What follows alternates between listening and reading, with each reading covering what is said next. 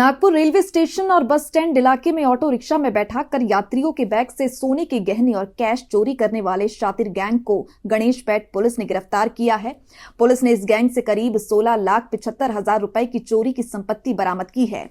यह मामला 31 अक्टूबर 2025 का है। सुबह 7:30 से 8 बजे के बीच एक बुजुर्ग महिला यात्री को ऑटो रिक्शा में बैठाकर मॉडल मील चौक, गणेशपेट और बस स्टैंड के बीच ले जाया गया। इसी दौरान ऑटो चालक और उसके साथी ने महिला के बैग से सोने के गहने और कैश चुरा लिए। पीड़िता विमलबाई किसानजी लूटे 75 साल निवासी रामनगर गोंदिया ने गणेशपेट थाने में शिकायत दर्ज कराई थी। शिकायत के आधार पर पुलिस ने आईपीसी की धारा 303(2) और 305 के तहत मामला दर्ज करके जांच शुरू कर दी। जांच के दौरान घटनास्थल के साथ नागपुर शहर के अलग अलग इलाकों के 100 से ज्यादा सीसीटीवी फुटेज खंगाले गए। इस दौरान गणेशपेट बस स्टैंड के सामने एक संदिग्ध ऑटो नजर आया। पुलिस को देखते ही ऑटो चालक भागने लगा, लेकिन बाद में उसे पकड़ लिया गया। गिरफ्तार आरोपी की पहचान इमरान उर्फ सोनू एजाज खान, उम्र 41 साल, निवासी लोधीपुरा, नागपुर के रूप में हुई है। पूछताछ में उसने अपने साथियों के साथ मिलकर चोरी की वारदात को अंजाम देने की बात कबूल की। इस मामले में पुलिस ने कुल 5 आरोपियों को गिरफ्तार किया है, जिनमें शहादात खान, अब्दुल नदीम, आसिम अहमद, रविंद्र कुमार उर्फ डालू शामिल हैं। कुछ आरोपियों को दिल्ली और बिजनौर से गिरफ्तार किया गया। आरोपियों के पास से पुलिस ने करीब 31 तोला 7 ग्राम सोने के गहने, चांदी का ब्रेसलेट, 6,500 रुपए कैश और चोरी में इस्तेमाल किए गए ऑटो रिक्शा जब्त किए हैं। जब्त संपत्ति की कुल कीमत लगभग 16,75,000 रुपए आंकी गई है।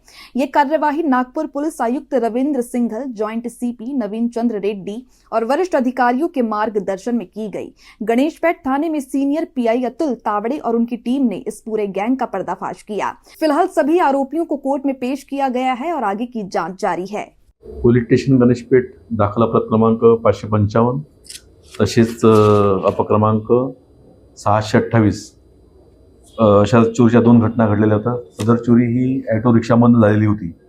त्यात दोन्ही गुन्ह्यामध्ये आरोपींची मोडस अशी आहे की रेल्वे स्टेशन किंवा मग बसस्थानक इथून जे प्रवासी सामान घेऊन ॲटोमध्ये येतात, तर प्रवाशांची परिस्थिती बघून त्याप्रमाणे चोरी केली जाते। जशी की महिला किंवा मग वृद्ध असले तर त्यांना एक आयडेंटिफाय केलं जाते आणि किंवा मग त्यांच्यासोबत कोणी नाही आहे हे दाखवून त्यांच्या बॅगमधील सोनं किंवा मग मौल्यवान वस्तू किंवा पैसे हे लोक चोरतात। एक टोळी आहे, टोळीमध्ये ड्रायव्हर असतो ॲटोमध्ये आणि त्याच्यासोबत ते 3 ते 4 लोक असतात। समजा प्रवासी बसस्टँडवरनं किंवा रेल्वे स्टेशनवरून चढला तर ऑलरेडी 3 लोक त्यामध्ये ॲटोमध्ये बसले असतात की जे चोर असतात, ते प्रवासी नसतात। पुन्हा समजा तिथून कोणी वृद्ध महिला, एकटी महिला किंवा मग वृद्ध कोणी आले तर त्यांना ॲटोमध्ये बसवतात। बसवल्यानंतर एक गर्दीचा बहाणा करतात ॲटोमध्ये की जागा नाही आहे, हे नाही, असं करून त्यांना ते बॅगा त्यांच्याजवळ असतात। एकतर ते बॅग आपल्या जवळ ठेवतात किंवा खाली ठेवतात, तर त्यांना मागे ठेवायला सांगतात। मागे जशी बॅग ठेवली त्यामध्येच मग एखादा त्यामधला चोर जो मागच्या सीटवर असतो तो मागे हात टाकून एक तर बॅगला कटिंग करणार किंवा मग लॉक असेल बॅगला तर त्या बॅगमधनं तारेच्या सहाय्यानं लॉक उघडणार आणि बॅगमधून मौल्यवान वस्तू किंवा पैसे घेऊन जाणार। दुसरं एक मोडस आहे की प्रवासी चढल्यानंतर मधात कुठेतरी ॲटो बंद करणं की आमचा ॲटो खराब झाला, आता तुम्हाला मी दुसऱ्या ॲटोमध्ये बसून देतो, असं काही बहाणा करतात ॲटोवाला। आणि ऑलरेडी मागे त्यांचाच ॲटो असतो ज्याच्यामध्ये ॲटो चालक व 2-3 लोक असतात। नंतर हे जे प्रवासी असतात, एकटे असतात, तर त्यांना लगेच त्या ॲटोमध्ये शिफ्ट केले जाते। शिफ्ट केल्यानंतर तेच मी सांगितल्याप्रमाणे गर्दीचा बहाणा करतात ॲटोमध्ये आणि ते बॅगा त्यांना मागे ठेवायला सांगतात आणि सारखं बॅगमध्ये हात टाकून किंवा मग ते बॅगवर लॉक असला तर तारेच्या सहाय्याने ते उघडून त्याच्यामध्ये ते चोरी करतात। सदर दोन्ही घटनेमध्ये एका पहिल्या गुन्ह्यामध्ये सांगितल्याप्रमाणे एक 5,008 तोळ्याची सोन्याची चोरी होती व दुसऱ्यामध्ये जवळपास 28 तोळ्यांची सोन्याची चोरी झाली होती। दोन्ही गुन्हे आम्ही दाखल केलेले होते। दोन्ही गुन्ह्यामध्ये पॅरल तपास सुरू होता। त्यात ॲटोचे फुटेज आम्ही तपासलेत। ॲटोच्या फुटेजनं आम्हाला काही लोक आयडेंटिफाय केले आम्ही।